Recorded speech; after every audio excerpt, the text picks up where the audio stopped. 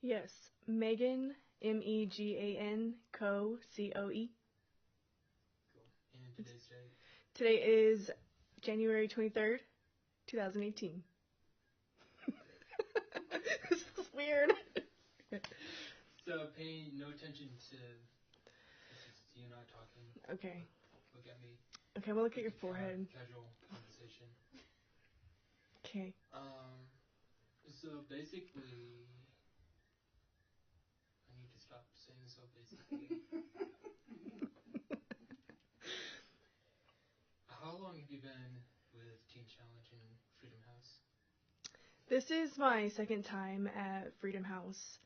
I came before, but it didn't, I wasn't ready. God hadn't brought me to a place of brokenness yet.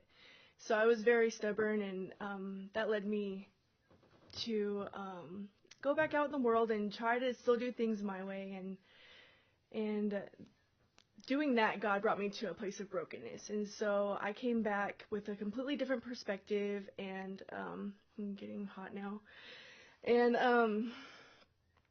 just what was the question? So I grew up in a broken home. My dad wasn't really around a lot. My parents were divorced, and my mom, she was a single parent, so she had to work a lot. And so I felt abandoned a lot in my life, my younger life. And so that led me into down wrong roads with friends, trying to find my identity, trying to find acceptance and just love and attention. And that led me down to just using drugs and partying. And eventually I got into the gay and lesbian community, and I found the acceptance that I thought I had been looking for my whole life there. And that led me into an abusive relationship with another woman who was also an addict at the time.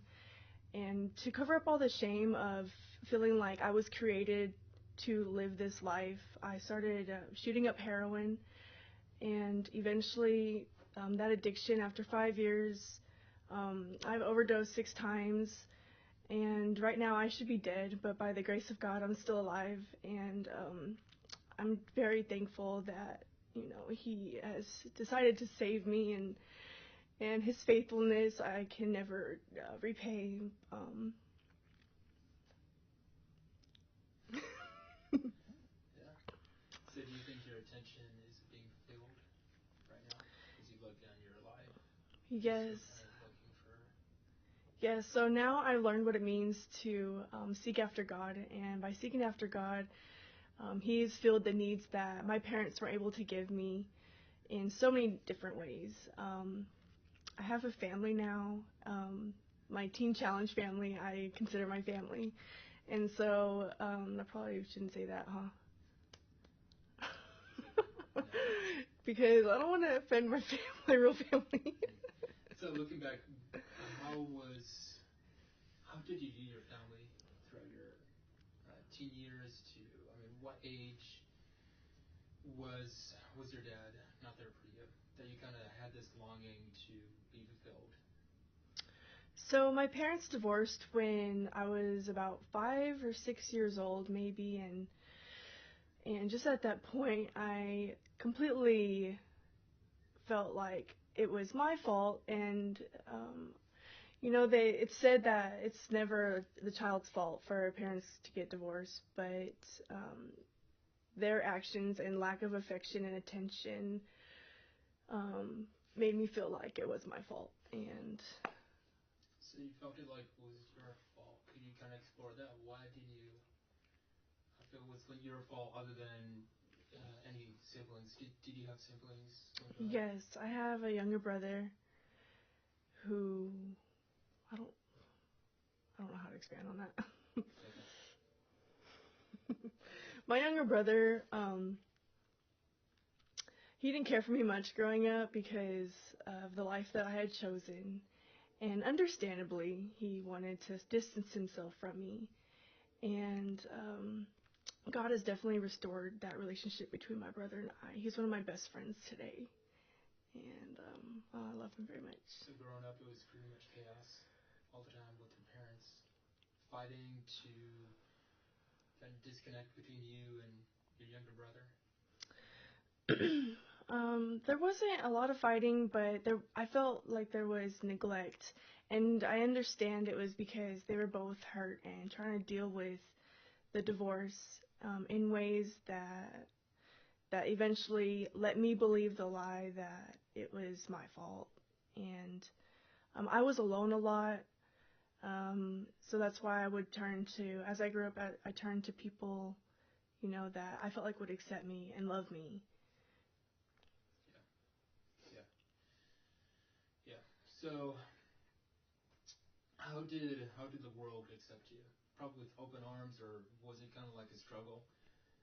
Back then, did you know it was wrong to get into those communities? So, I knew deep down, I knew there was something inside me that said it wasn't right. But I still thought that it was, let's see, I haven't really thought all that out. So, I start over. Okay, so I knew it was wrong. However, I believed the lie that God had created me to be homosexual, and because of that, I just justified it daily why it was okay for me to live like this. And doing that, I had a lot of shame. How did you justify it? I justified it by saying my needs were met that way. That they gave me the love and acceptance that I wanted from my parents and from my family that I felt like I didn't get. Cool. Okay. So, you mentioned that you tried heroin. Was it heroin? And how deep did it go? How many times per day or per week did you use? So I started by smoking heroin because I thought, oh, if just smoking it, it's okay. I'm not shooting it up. But eventually I started having to take steroids for my lungs because my lungs were in such bad condition from smoking it. I started shooting it. And that just, as soon as I started shooting it, I went down real fast. I would use a gram a day, and I would just commit crimes. I became the best manipulator and it was all just so I could get my next fix. Every day I woke up thinking, okay, how am I going to hustle to make some money to get my fix? And that was my life. I lived and I worshipped heroin. How many years were you addicted?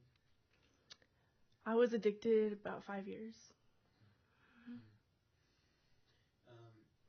So were you dealing at all, or was basically just using? I was just using. Yeah. So at what point, what type of situations did you find yourself that you were in the lowest, that you, now that you look back, why was I even there? Why did I even stoop that low? Could you explain a couple situations? So, my brother, I remember very vividly, and this was right before I came back to Freedom House, my brother shaking me awake after I had just overdosed on heroin. And I remember waking up to see him, and he came and he held me actually, and he said, "Megan, I thought you were dead. Why did you do this again?" And just at that point, God showed me what I was replacing, and how I didn't need to live that life anymore because He's trying to give me something that's so much better.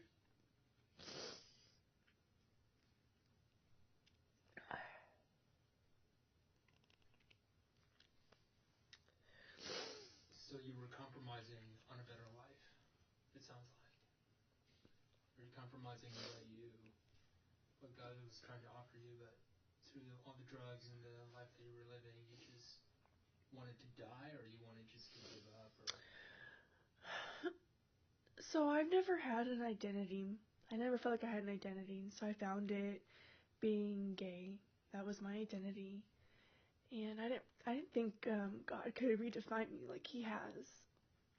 Um, he's shown me the person that He has created me to be, and I'm just so thankful that He is so faithful to me. That lack of identity just led me down paths that I was just trying to fill the void and the emptiness, and I hated myself. I hated myself for what I had become. I hated my parents for not being there for me like I thought they should have.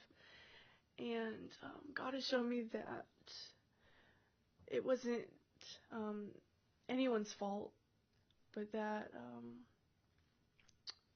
getting distracted. That's awesome.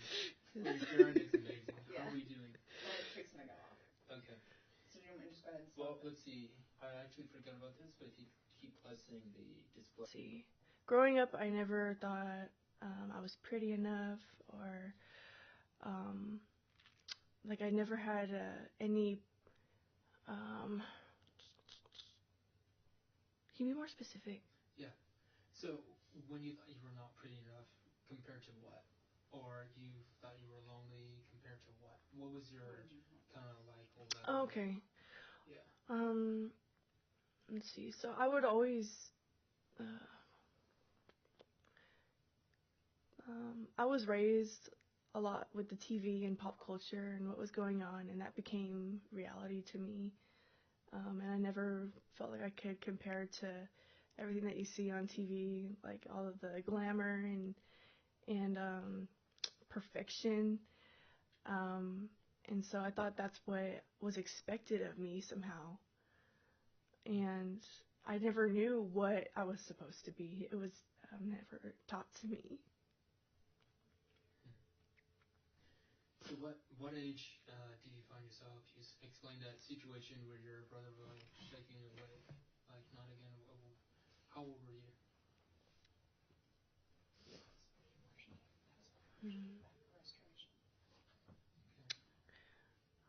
How do you want me to say that? Like in a complete sentence or something? So, having the memory of your brother shaking you awake and like you realizing, oh my gosh, I've become this person that has no identity, probably no self-respect. What did you know that you needed to do to gain that back?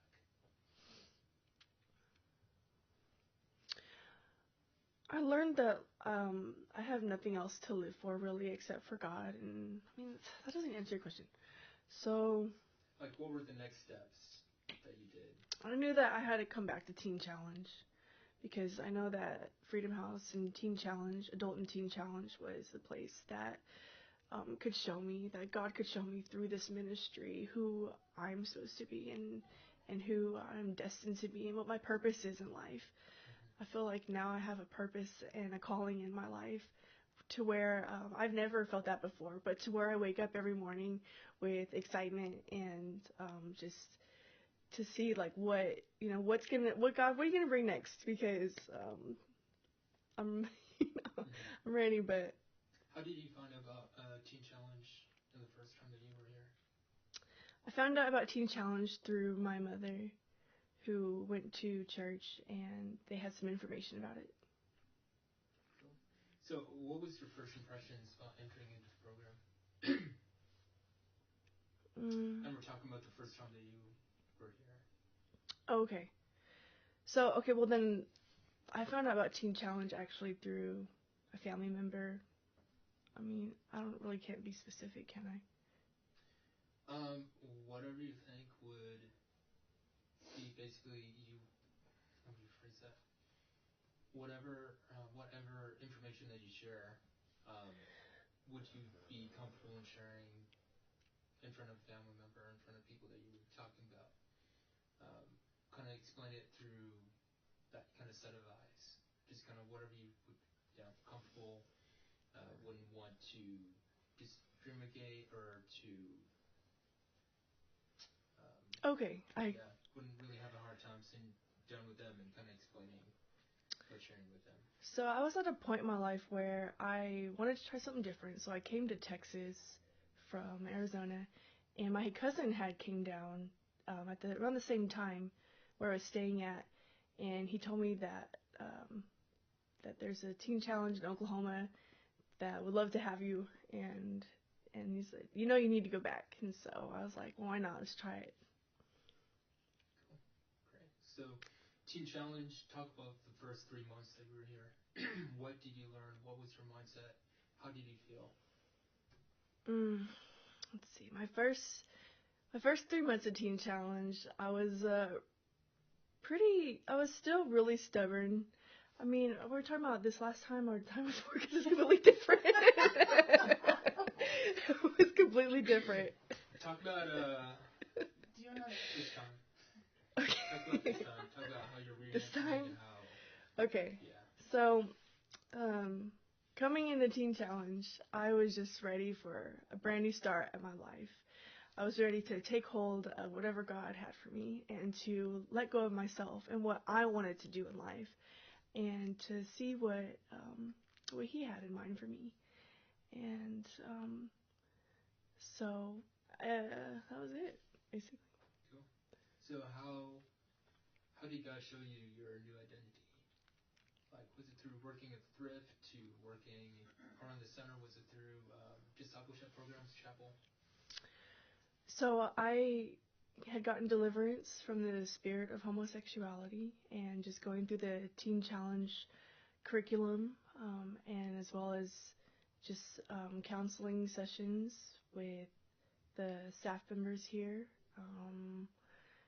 and just God I don't really know. It's just been a progressive thing over time, and it's been completely God, because I never thought that I could be feeling like how I feel without thinking I'm being fake, and knowing that let's see, try to. So so you could have come to Christ and not been in program versus come to program and have a knowledge of Christ. Why did Teen Challenge help you along? I mean, what did Teen Challenge bring into your life, rather than you just accepting God and God working in your life? So Teen Challenge brought to me accountability in staying accountable with everything that I do, which I couldn't find anywhere else. Not even secular programs really offered that. And so it also provided for me a sense of family that I've wanted my entire life. And I felt like God has finally given that to me here. And it's also brought me, Teen Challenge has also given me direction in my life, because before I had no idea what I was supposed to be doing in my life, or what my future would look like. And so what does your future look like now? Are you staying on with Teen Challenge? Yes. What are your goals? Yes, I'm definitely staying on with Teen Challenge for life.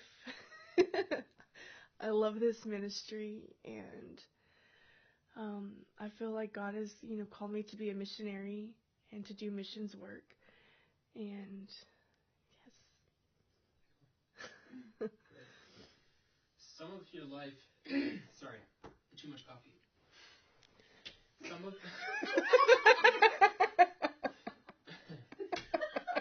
That's a dark roast. Dark roast.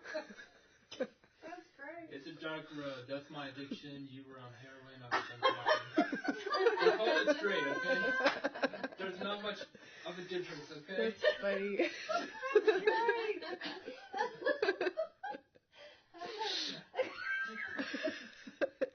It's about the same. Okay. Some of your life. Those big great bloopers. Great.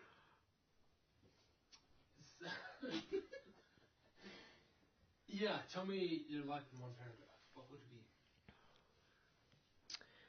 My life, I grew up with no direction and just wanting to fit in. Never felt like I was wanted anywhere. And it brought me to a place where I was medicating to empty or to fill the emptiness I had inside of me, to fill the void that, and I know now only God can fill.